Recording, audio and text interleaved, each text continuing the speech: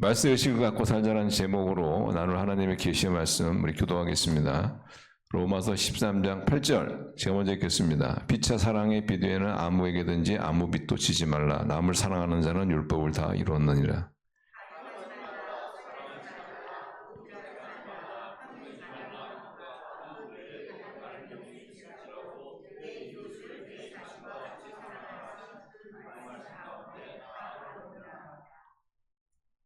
사랑은 이웃에게 악을 행하지 아니하나니 그러므로 사랑은 율법의 완성이니라.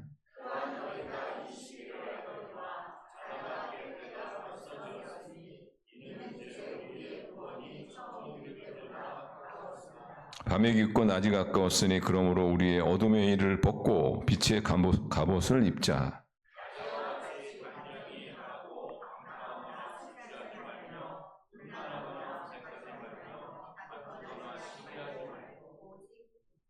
14절 같이 읽겠습니다. 오직 주 예수 그리스도로 옷 입고 정욕을 위하여 육신의 일을 도모하지 말라. 아멘. 말세 의식을 갖고 살자는 제목으로 하나님 말씀 같이 나누도록 하겠습니다. 말세라는 것은 여러분들 아시겠지만 마지막 시대, 우리 조금 전에 찬양했던 것처럼 마지막 시대를 말하죠. 근데 보통 사람들이 기독교인이 아닌 분들이죠. 기독교인이 아닌 분들이 무슨 말테라는 이런 용어를 쓸 때는 대부분 보면은 좀 젊은 사람들의 좀 비도덕적인 행동 이런 것들을 보면은 야 말세다 말세 이런 얘기하죠. 근데 말세라는 이 용어는 원래 성경적 용어예요. 성경에서 쓰인 용어입니다. 말세 마지막 시대 그런 뜻이죠.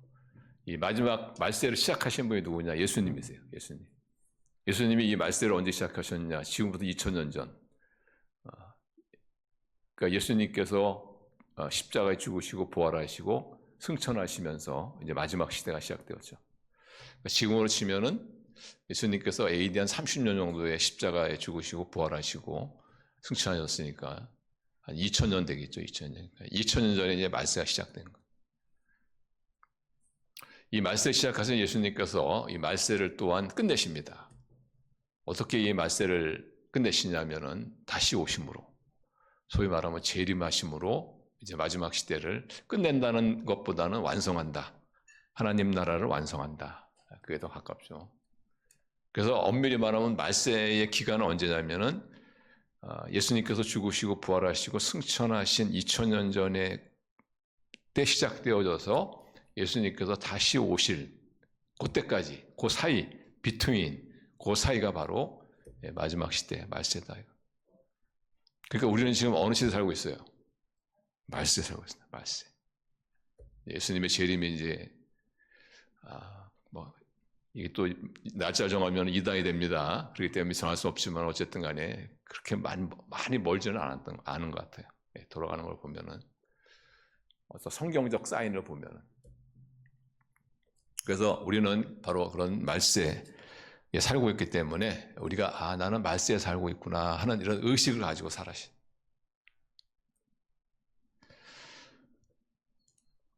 우리 보통 일반 사람들이 이제 말세를 이야기할 때는 부정적으로 쓰죠. 부정적으로. 악이 점점점 판을 치는 시대. 정말 이제는 소망이 없는 점점 세상이 더 나빠지고 있는 어떤 이런 것들을 얘기할 때 이제 말세라는 생각을 하는데 우리 크리스찬들은 부정적이지 않습니다. 말세가. 우리 크리스찬에게 오히려 이 말세라는 것은 굉장히 긍정적이에요. 왜냐하면 두 가지 이유인데 첫째는 뭐냐면은 예수님께서 이제 다시 오심으로 말세를 완성시키지 않습니까? 이 마지막 시대를 완전히 끝내지 않습니까? 근데 그 다음에 어떤 일이 일어나냐면은 소위 말하면 새로운 놀라운 그런 차원의 세계가 이제 펼쳐지는 거죠. 우리가 사는 이 세계를 보통 4차원 그러지 않습니까? 공간 1차원, 공간 3차원, 시간 1차원 해가지고 4차원이라고 하는데 이제 예수님께서 오셔서 펼쳐질 새로운 세계는 그보다 더 차원이 높은 세계죠. 5차원일 수 있고 10차원일 수 있고 그거는 제가 알 수 없습니다만 이것을 이 고차원의 세계를 성경은 뭐라고 말하냐면 천국이라고 말합니다. 천국.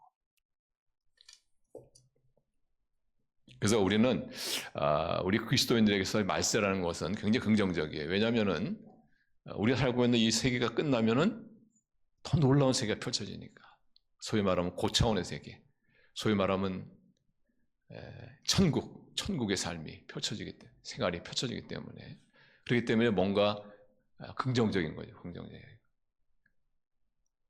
그것을 요한계시록 21장에 보시면 이렇게 표현하죠. 고차원의 세계를 이렇게 표현했죠. 또 내가 새하늘과 새 땅을 보니, 우리 같이 읽었습니다. 시작. 또 내가 새하늘과 새 땅을 보니 처음 하늘과 처음 땅이 없어졌고 바다도 다시 있지 않더라. 또 내가 봄에 거룩한 성 새 예루살렘이 하나님께로부터 하늘에서 내려오니 그 준비한 것이 신부가 남편을 위하여 단장한 것 같더라.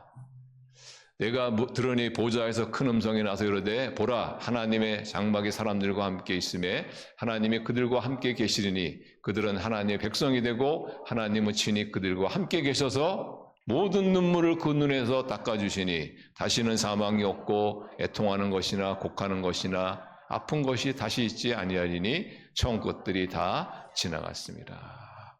사실상 우리는 4차원이라는 그런 한계 속에 갇혀있기 때문에 그보다 높은 차원의 세계를 우리가 이해하는 것이 불가능합니다. 그래서 천국에 관한 말씀이 성경에 보면 의외로 많지가 않아요. 왜냐? 아무리 얘기해도 이해가 안 돼요, 사실. 그래서 우리는 그냥 조금 힌트가 좀 보여준 거, 이런 것들을 통해서 이제, 우리가 이 말세는 이게 끝나고 나면은 바로 이런 놀라운 세계가 이제 펼쳐지는구나 하는 소망을 갖게 되죠. 그래서 말세라는 것은 우리 크리스천에게서 굉장히 긍정적이에요. 긍정적인.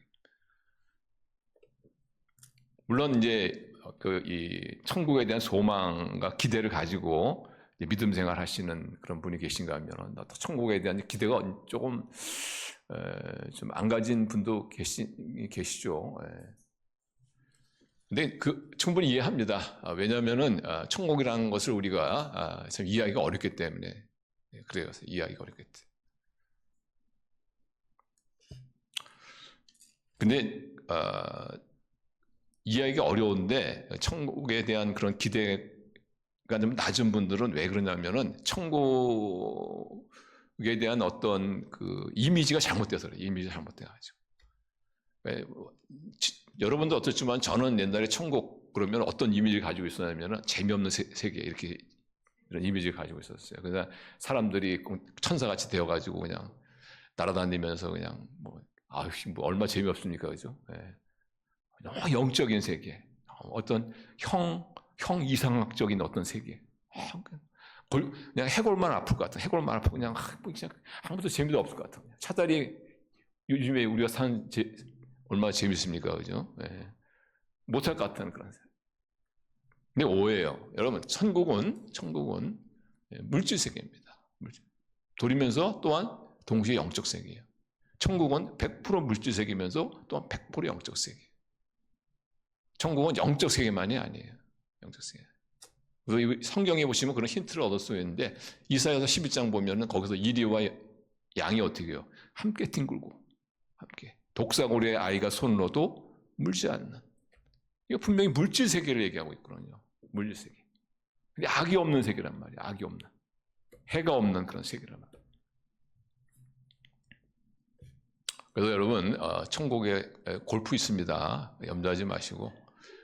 골프 없는 그 천국 하면 얼마나 있어요. 요즘에 겨울 스키 있어요. 근데 거기는요, 없는 게 있어. 사망이 없습니다. 거기는 아픈 것이 없어요. 거기는 곡하는 것이 없어요. 그래서 이 천국 그러면은 완전한 물질 세계이면서 동시에 완전한 영적 세계. 그 예수님께서도 부활하시고 난 다음에 잡수셨잖아요. 이렇게. 생선 가져와서 먹어보자.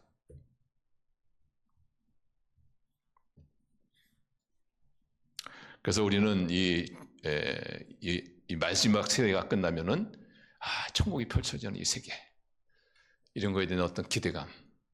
그래서 우리에게는 굉장히 말세는 긍정적입니다.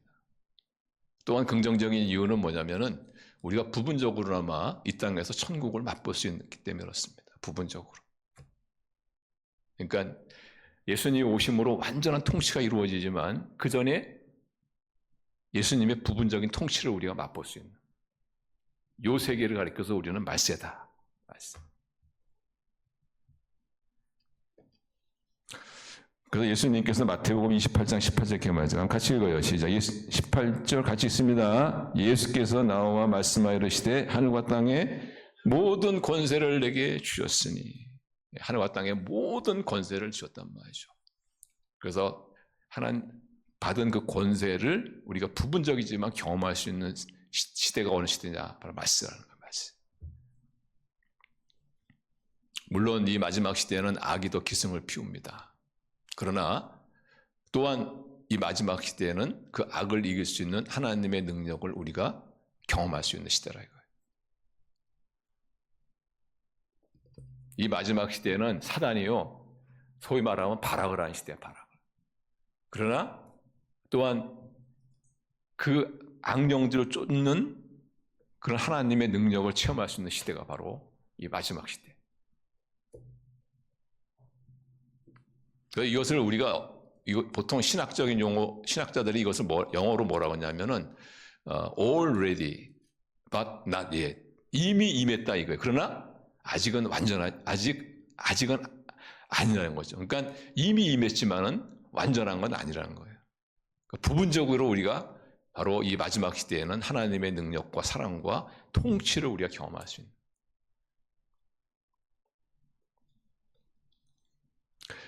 여러분 2차 세계대전이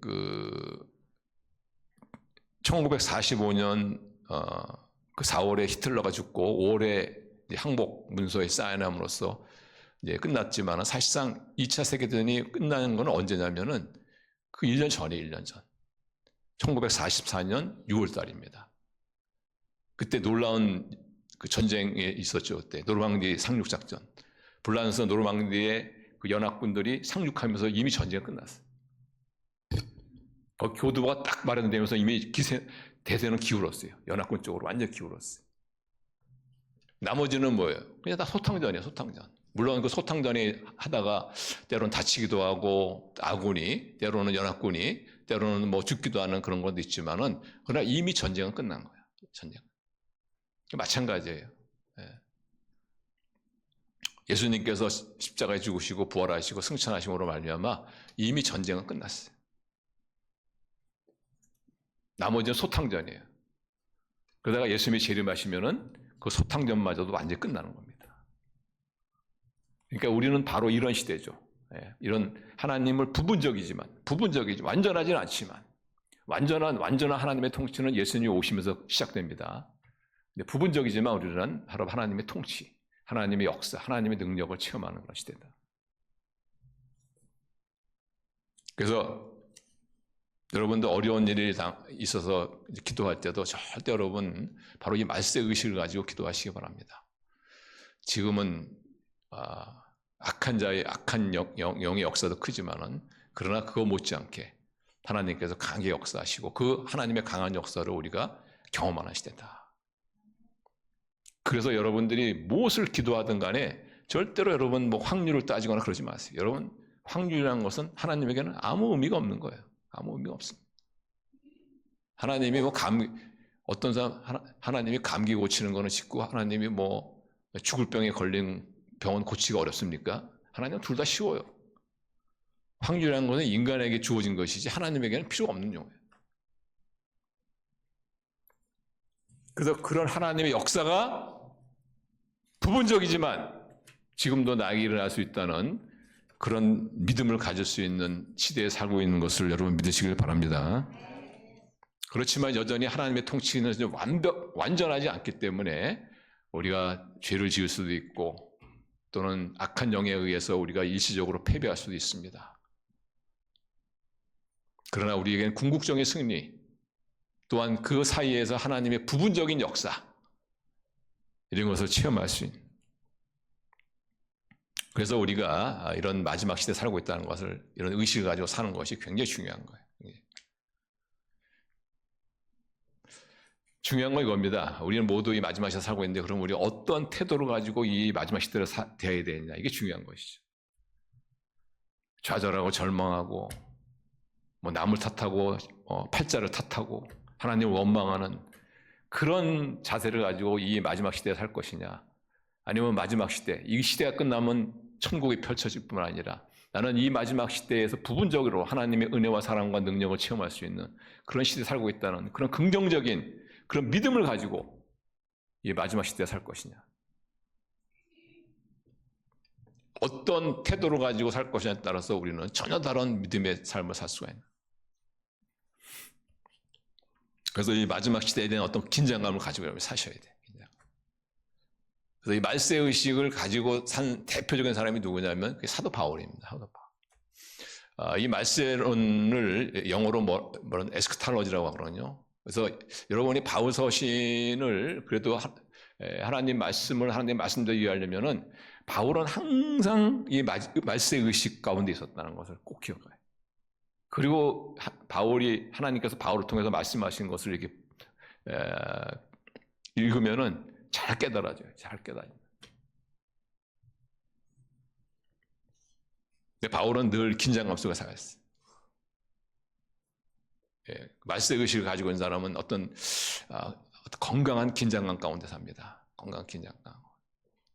사실상 우리가 예수님을 만나는 방법은 두 가지죠. 예수님이 내가 살아있을 때 이 땅에 오실 때 만나는 것, 그리고 또 하나는 내가 죽어서 예수님 만나는 것. 죽음이란 관문을 통과해서 예수님 만나는 것.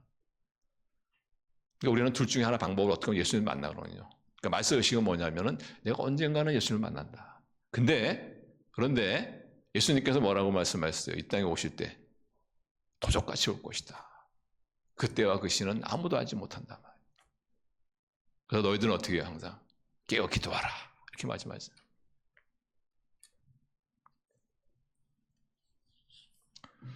그래서 우리는 이런 어떤 건강한 긴장감을 가지고 말세 의식을 가지고 우리가 살아야 돼요. 우리가 내일이라도 내일 밤이라도 예수님이 오실 수 있다. 내일 밤이 나에게는 어쩌면 예수님에게 갈 수도 있다. 둘 중에 하나죠. 내일 밤이라도 예수님이 오실 수 있다. 아니면 내일 밤이라도 내가 예수님께 갈 수 있다. 이 의식, 이것이 바로 마지막 말세 의식이라.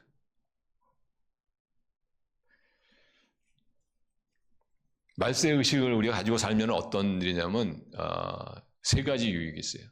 첫 번째 유익은 뭐냐면은 우리가 좀 삶을 알차게 살 수가 있어요. 여러분 내일이 만일 예수님이 오신다. 내일 밤에 예수님이 오신다. 또는 내일 밤에 내가 예수님께 갈 수도 있다. 그럼 주어진 시간은 1시간, 하루잖아요. 그죠? 이 하루를 여러분 어떻게 사시겠어요? 아마 그냥 살지는 않을 것 같아요. 생각에는. 뭔가 그래도 더 의미 있는, 가치 있는 삶을 살지 않겠어요? 뭐 그렇게까지 할 필요 없고, 여러분 오늘 내일 예수님이 오시거나 아니면 내일 내가 예수님께 가거나 한다고 가정해 봅시다. 그럼 오늘 여러분이 저와 여러분이 드릴 수 있는 주일 예배는 이 주일 예배가 마지막 예배거든요. 그럼 이 마지막 예배를 여러분이 어떻게 드리시겠어요? 이 마음가짐이 달라진단 말이죠. 마음가짐. 그게 바로 마지막이에요. 나는 오늘 이 주일 예배가 나의 인생의 마지막 예배가 될 수 있다. 라는 가짐으로 예배에 임하는 것이 말세 의식을 가지고 사는 그 크리스찬의 모습이고, 이런 자세를 가지고 우리가 예배를 드릴 때 우리는 더 풍성한 예배를 드릴 수가 있어요. 더 복된 예배를 드릴 수가 있어요. 뭐 이번 주만이 예배입니까? 아직도 드리려면 아직도 모르는데 그걸 누가 알아요? 누가 장담할 수 있어요? 인생을 알차게 살 수 있어요. 인생을 알차게. 자, 그리고 또한 말세 의식을 가지고 우리가 살 때 두 번째 주어지는 유익이 뭐냐면은 진정한 사랑을 따라하겠습니다. 진정한 사랑을 하게 된다. 내일 예수님이 오실지 모른다. 아니면 내일 내가 예수님께 갈 수 있다. 라는 이 말세 의식을 가지고 살면은 우리는 시간이 없잖아요. 그죠? 미워하고 다투고 변명하고 할 시간이 없잖아요. 사랑할 수 있는 시간이 없잖아요.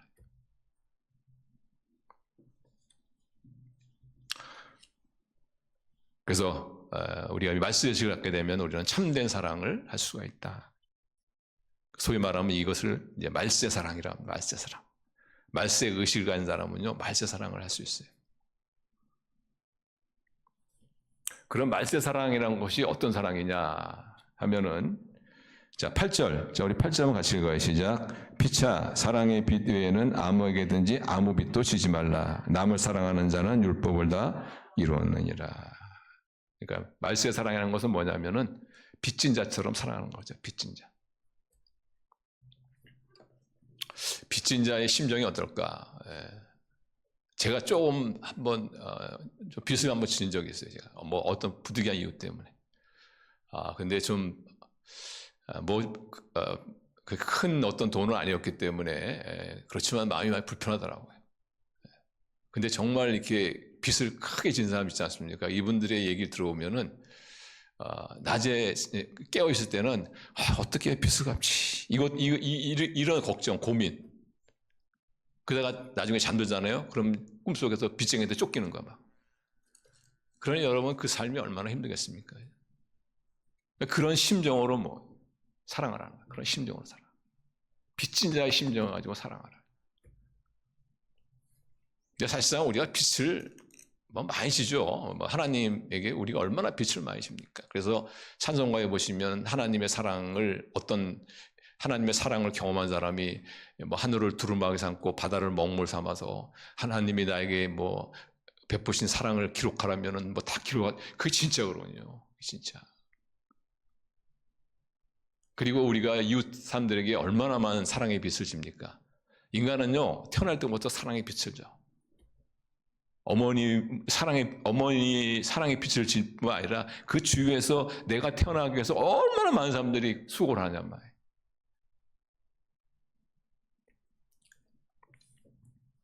그리고 여러분 독불장군은 없어요. 우리는 내 자신도 의식하지 못하면서 많은 사람들의 어떤 그런 사랑에 빚지고 있는 거야 사실. 내가 쓰는 사실 물건 하나, 그럼 얼마 되지도 않는 거. 근데 그 물건을 만들기 위해서 얼마나 많은 사람들이 수고하고 애를 씁니까? 그러다가 죽을 때 어떻게 해요? 또 빚지죠. 또 죽을 때. 죽을 때 나 장례를 위해서 얼마나 많은 사람이 또 애를 씁니까? 수고합니까? 또 겨울에 또 내가 죽으면 또 많은 사람들 또 고생시키고 말이에요. 인생이라는 게 그래요. 인간이라는 것이.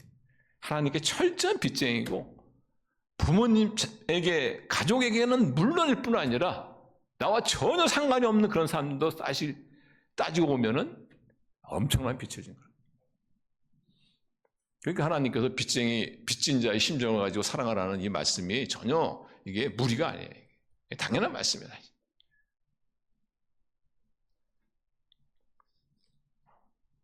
그런 이 빚진 자의 심정으로 사랑하는 것이 구체적으로 뭐냐? 자, 이렇게 생각하시면 됩니다. 여러분이 지금 어떤 사람과 관계를 맺고 있는데 관계가 안 좋으신 분 한번 이렇게 상상해 보세요. 내가 그분을 종종 만나지만 지금 뭔가 아주 불편한 관계가 안 좋은 분. 자, 그 상상하시고 그분을 만났어요. 그 다음에 근데 그분에게 엄청난 신세를 졌어. 큰 신세를 졌어. 그게 뭐냐? 바로 빚진 자의 심정으로 살아가는 거예요. 그분에게 신세진 걸 갚는 게 아니에요. 그분에게 도움을 주려고 하는 게 아니에요. 어떤 도움을 베푼다는 생각이 아니에요. 내가 그 사람에게 진 빚, 엄청난 빚. 이런 생각이 바로 빚진 자의 말세의 사랑입니다. 빚진 자의 심정으로 사랑하는 거예요. 그래서 우리는 이 말세 의식을 갖잖아요. 그러면 정말 이 빚진 자의 심정을 가지고 이웃을 사랑할 수가 있어. 그래서 참된 사랑을 할 수가 있다. 참된 사랑 많이 하시는 저와 여러분 될 수 있기를 바랍니다. 말세 의식을 가지고 사는 성도들은 또한 두 번째로 이 참된 사랑을 하게 되는데, 이 참된 사랑, 말세 사랑이 또한 두 번째 어떤 의미냐면은 이웃을 내 몸처럼 사랑하는 거죠. 이웃을 내 몸처럼 사랑하는 거죠. 자, 9절 한번 같이 읽어요. 시작. 간음하지 말라, 살인하지 말라, 도둑질하지 말라, 탐내지 말라 한 것과 그 외에 다른 계명이 있을지라도 내 이웃을 내 자신과 같이 사랑하라 하신 그 말씀 가운데 다 들었느니라. 그러니까 말세 사랑이라는 것은 말세 의식을 가지고 이웃을 사랑하는 사랑은 어떤 사랑이냐? 그것은 바로 이웃을 내 몸처럼 사랑하는 것이다.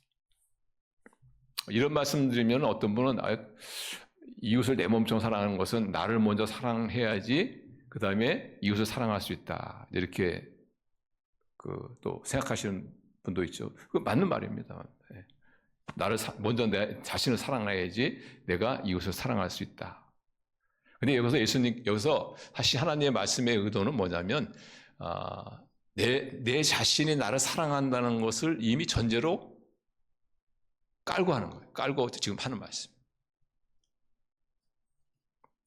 어떤 분 같은 경우에는 자신을 이렇게 학대한, 자신을 미워하는 그런 이제 분들이 있다고 하지 않습니까? 근데 사실상 자신을 미워하는 게 아니에요. 자신을 사랑하는 거예요. 이 미움이라는 것은 하나의 에너지거든요, 에너지. 그러니까 미움이라는 것은 너무 자신에게 갇혀 있는 거야. 너무 자신에게 초점을 맞추고 있는 거야. 그래서 나타나는 것이 뭐냐면은 미움이에요, 미움. 그래서 여러분 주위에 있는 분들 이렇게 관심 가지고 섬기고 사랑하시는 분들은 다 자신을 사랑하는 사람. 자신을 미워하는 분이 없어요. 왜냐? 그 관심이 다른 사람에게 있으니까.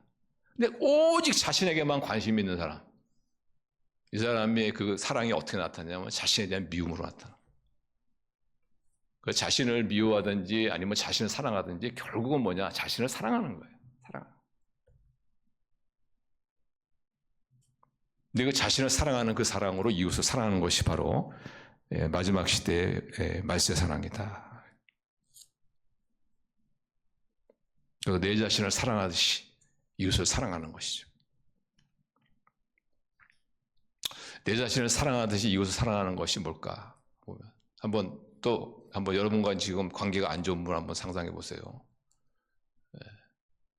근데 그분을 내 자신 같이 사랑한다. 이 의미는 내가 저분이 나한테 이렇게 했었으면 그러니까 입장을 바꾼 거죠. 내가 저분이 입장이 되고 저분이 내 입장이 돼가지고 입장을 서로 바꿔가지고 생각하는 거죠. 내가 저 사람이라면 저 사람이 나에게 이렇게 했으면 좋겠다. 그런데 생각해 보니까 아니야, 내가 해준 만큼만 해줬으면 좋겠다. 이러면은 이제 큰 문제는 없어요. 그런데 저 사람이 좀 나한테 이렇게 했으면 좋겠다 하는 그런 게 있으면은 바로 그렇게 하는 것이 바로 내 자신을 사랑하듯이 그 사람을 사랑하는 거예요. 그래서 이러한 내 자신처럼 이웃을 사랑하는 사랑을 하려면은 능력이 있어야 돼요. 어떤 능력이 있어야 되냐면은 상대방의 입장을 생각하는 능력이 있어요.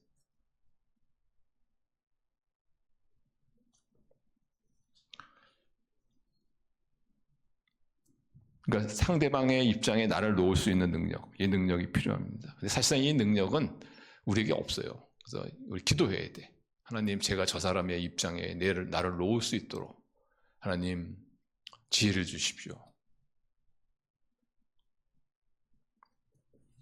그래서 상대방의 입장에 나를 놓고 저 사람이 나한테 이렇게 했으면 좋겠다 하는 그 사랑으로 사랑하는 것, 이것이 바로 나 자신을 사랑하는 것처럼 이웃을 사랑하는 것이다. 이런 멋진 사랑하시기를 바랍니다. 또한 말세의식으로 사랑하는 사랑은 따라하겠습니다. 계명을 따라 사랑하는 것이다. 왜냐하면 우리는 사랑이라는 어떤 이름하에 오히려 그 사람을 다치게 한 경우가 많거든요. I love you 하면서 그 사람을 다치게 하는. 지금 이제 우리나라도 좀 그렇지만 미국 같은 경우에는 더 심하죠. 미국 같은 경우에는 지금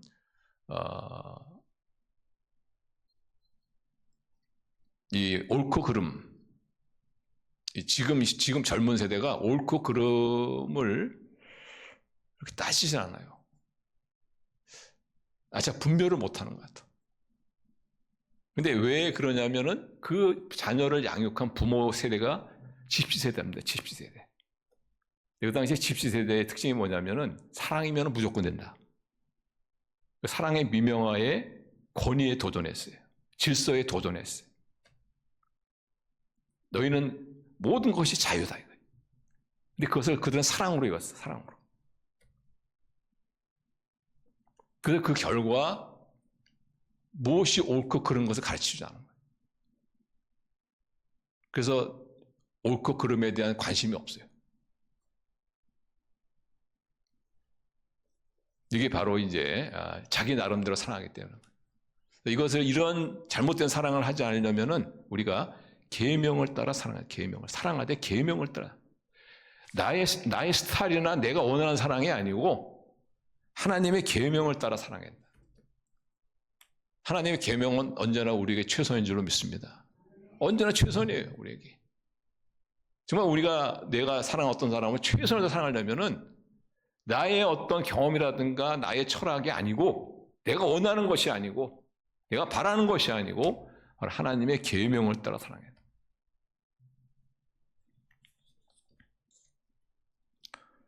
그래서 10절 보시면 기억납니다. 10절. 자, 10절 같이 읽어요. 시작. 사랑은 이웃에게 악을 행하지 아니하나니 그러므로 사랑은 율법의 완성이니라.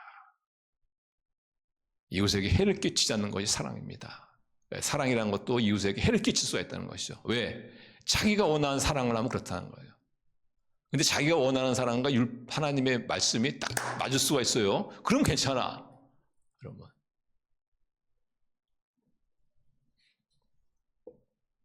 그래서 바울은 이웃을 내 몸처럼 이웃을 사랑하되 하나님의 계명 안에서 사랑하라. 그런 우리 말세 사랑하시는 저 여러분 될 수 있기를 바랍니다. 그래서 우리가 이 말세 의식을 가져야 되는데 말세 의식을 갖게 되면은 우리가 누리는 유익이 하루를 알찬 인생을 좀 더 알찬 인생을 우리가 살아갈 수 있다 하는 것과 두 번째는 우리가 그 말세 사랑 이웃을 사랑할 수 있다. 그 다음에 세 번째 유익이 뭐냐면은 의롭게 살 수 있다. 의롭게 살 수 있다. 근데 말세 의식을 가진 사람은 의로운 삶을 삽니다. 근데 말세 의식이 없는 사람은 의로운 삶을 살기가 굉장히 어려워요. 그러나 오늘 저녁이라도 아니면 내일 밤이라도 예수님이 오실 수 있고 아니면 내일 밤이라도 나는 예수님께 갈 수 있다라는 이 어떤 건강한 긴장감이라는 말세 의식을 가진 사람은 그 의로운 삶을 추구한단 말이죠. 의로운 삶. 그렇죠? 언젠간 예수님 만나요. 예수님이 오셔서 예수님을 만나거나 내가 예수님께 가서 예수님을 만나거나 다시 말하면 내가 예수님이 오셔서 내가 예수님의 심판대 앞에 서거나 아니면 내가 예수님께 가서 예수님의 심판대 앞에 서거나 이런 어떤 의식을 가진 사람은 의로운 삶을 추구하죠. 그래서 11절 보시면 이렇게 말합니다. 11절. 11절에서 13절 한번 같이 읽어요. 시작. 또한 너희가 이 시기를 알거니와 자다가 깰 때가 벌써 되었으니 이는 이제 우리의 구원이 처음 믿을 때부터 가까웠음이라. 밤이 깊고 낮이 가까웠으니 그러므로 우리가 어둠의 일을 벗고 빛의 갑옷을 입자. 낮에와 같이 단정해하고 방탕하거나 술 취하지 말며 음란하거나 호색하지 말며 다투거나 시기하지 말고.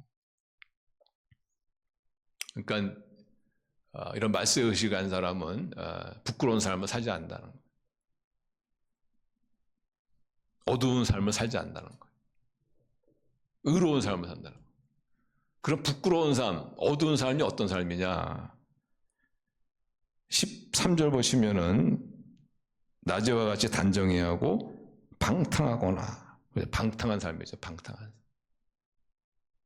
우리가 여러분 이런 말세 의식이 없잖아요. 그럼 방탕한 삶을 살아요.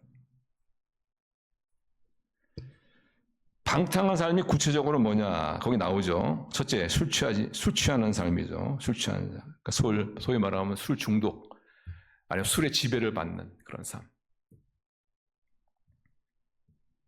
제가 몇 번 말씀드립니다만은 술 그 자체를 저는 이게 죄다라고 정죄하지는 않습니다만은 그러나 이 술 취함 이거는 분명히 우리의 삶을 파괴적인 결과로 이끌어가는 어떤 고리 역할을 합니다. 고리 역할을 해요. 그래서 그런데 통계가 나왔죠. 그 범죄의 90%가 또 술의 영향이라는 거예요. 그러니까 술김에 그냥 범죄하는 거예요. 그래서 우리 나라에서는 비록 좀 관대하지만 미국 같은 경우에는 아주 굉장히 엄격하게 다루는 범죄 중에 하나가 뭐냐면은 음주운전입니다. 음주운전. 왜 여러분 음주운전을 합니까? 술의 영향을 받아서 운전을 하는 거예요. 그 결과가 뭐예요? 사람을 죽일 수도 있고 자신이 크게 다칠 수도 있고. 그래서 저는 이제 예수님을 믿은 지 얼마 안 되신 분 같은 경우에는 과거에 어떤 그 음주가 좀 지나친 분 같은 경우에는 전 좀 끊으라고 합니다. 끊으라고. 왜냐하면은 이게 연결고리 역할을 해가지고 또 다시 옛날에 방탕한 생활로 또 끌고 갈 수가 있거든요. 그래서 그런 과거에 좀 그런 습관, 잘못된 습관들을 딱 끊으신 분들 보면은 믿음이 확 자라요. 왜냐? 과거의 삶이 단절돼 버리니까. 잘못된 삶이 단절돼 버리니까. 그 다음에 방탕한 삶은 또 어떤 삶입니까? 보시면 음란하거나 호색하지 말며, 그렇죠? 성적 범죄. 우리가 지금 굉장히 지금 음란한 시대에 살고 있죠. 어떻게 아느냐 하면은 성적 범죄에 대한 반응이 이제 무뎌졌어요. 전혀 뭐 아무 감각도 없었어. 그만큼 뭐예요? 성적 범죄가 심각하다는 얘기예요. 인류 학자들이 그 인간의 그 문명의 변천사를 연구하지 않습니까? 지금까지 88번의 인간의 문명의 변천사가 있었는데 소위 말하는 흥망성쇠죠. 흥했다, 망했다, 성했다, 쇠했다. 근데 망하는 시기, 소위 말하면 쇠하는 시기를 보면은 88번의 문명의 역사가 공통점이 있다는 거예요. 그게 뭐냐면 성적으로 타락했다. 그러니까 한 문명이 쇠하는, 한 문명이 망하는 그 문명의 공통점이 뭐냐? 거기에는 성적 타락이 있다. 그래서 제가 보기에는 우리나라 이제 이 세상의 어떤 문명도 이제는 쇠퇴기가 아니냐. 너무 성적으로 타락. 성적 타락에 대한 감각도 지금 없어져 버리죠.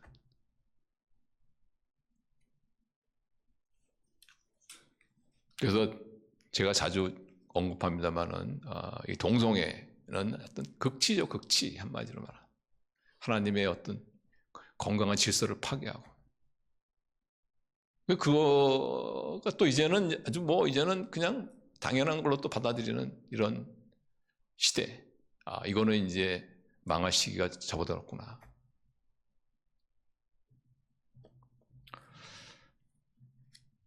그 다음에 방탕한 삶이 뭐냐면은, 자, 13절 보시면, 다투거나 시기하지 말고, 그러니까 쟁투와 시기를 말하죠. 쟁투란 것은 내가 어떠한 수단과 방법을 강구하지 않고 저 사람을 내가 이기겠다. 저 사람을 내가 무릎 꿇게 하겠다. 하는 어떤 그런 것이고, 시기라는 것은 남이 잘 될 때 축하해 주는 것이 아니고 오히려 그것을 어떤 남이 잘 되는 것을 못 보는 그런 어떤 삐딱한 마음이죠. 왜 이렇게 방탕한 삶을 살까? 한마디로 말하면은 말세의식이 없어요. 말세의식이 없다는 것을 다시 달리 말하면은 자기는 영원히 살 것이다. 아니면은 하나님에 대한 두려움이 없기 때문이죠. 하나님에 대한 두려움. 근데 이 말세의식, 예수님께서 내일 저녁이라도 오실 수 있고 아니면 내가 예수님께 내일 저녁에도 갈 수가 있고 이런 말세의식을 하는 사람은 절대로는 방탕한 삶을 살 수가 없습니다. 왜냐하면 하나님을 두려워하고.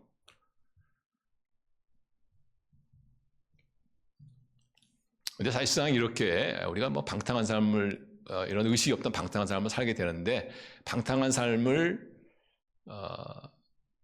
말세의식만 가진다고 해서 또 그 방탕한 삶에서 벗어날 수 있는 것도 아니에요, 사실. 누구는 뭐 인간이 일반적인 양심만 있으면 그 사람이 뭐 호색하는 것을 즐겨하겠습니까? 방탕한 삶을 그들이 원하겠습니까? 본인은 원하지 않지만 그런 삶을 사는 것이죠. 그래서 우리가 말세 의식을 갖더라도 우리는 또 다시 이 방탕한 삶을 살 수가 있어요. 그럼 어떻게 하느냐? 거기에 대한 해답이 바로 14절입니다. 14절. 자, 14절 같이 읽어요. 시작. 오직 주 예수 그리스도로 옷 입고 정욕을 위하여 육신의 일을 도모하지 말라. 우리는 단순하게 말세 의식만 가지고 어떤 의로운 삶을 추구하는 것이 아니고 우리는 끝없이 어떻게 해요? 예수님 옷을 입어야 된단 말이에요. 말세 의식을 가진 성도들도 예수님 옷을 끝없이 입어야 돼요. 예수님의 옷을 입는다는 것이 무슨 말이냐면은 그 예수님의 말씀에 예수님의 음성을 듣고 순종하는 거예요. 쉽게 말하면 예수님의 음성을 듣고 순종하는 겁니다. 그게 예수님의 옷 입는 거예요. 그리고 우리가 어떻게 예수님의 음성을 들을 수 있느냐? 아주 확실한 방법이 알려드릴게요. 여러분이 성경을 읽을 때 그 성경을 통해서 예수님의 음성을 들을 수 있어요. 또한 이런 예배 때 설교자를 통해서 예수님의 음성을 하나님의 음성을 들을 수 있어요. 그 정도만 아셔도 돼요. 그 정도만. 그러니까 여러분들이 성경을 읽거나 아니면 하나님 말씀을 이렇게 들을 때 그 말씀이 좀 옳은 것 같다. 뭐 나한테 문제가 있는 것 같다. 그럼 그 듣는 거예요. 그게 바로 하나님의 음성을 들은 거예요. 야, 너 말세 의식을 가지고 살아야 되지 않겠냐? 맞습니다. 제가 말세 의식이 없었는데 말세 의식을 가져야 되겠군요. 순종하는 거예요. 그때 뭐 어떤 일을 하냐? 예수님의 옷을 입는 거예요. 예수님의 옷. 예수님의 옷 입은 자는 절대로 방탕한 삶을 살 수가 없어요. 절대로 파괴적인 삶을 살 수가 없어요. 우리 성도님들, 우리는 이 마지막 시대에 살고 있다는 것을 항상 기억하시고 항상 주님의 음성 기울이시고 들려오는 주님의 음성에 순종하셔서 날마다 예수 그리스도로 옷 입으시고 그래야 이 마지막 시대에 어떻게 하나님이 역사하실지 모르는 이 기대감, 이 믿음을 가지고 우리 말세에 멋진 사랑도 하시고 또한 하루하루의 삶이 정말 유익한 하나님 보시기 의로운 우리 하나님의 복된 삶을 사시는 그런 저와 여러분 되시기를 주님의 이름으로 축원합니다.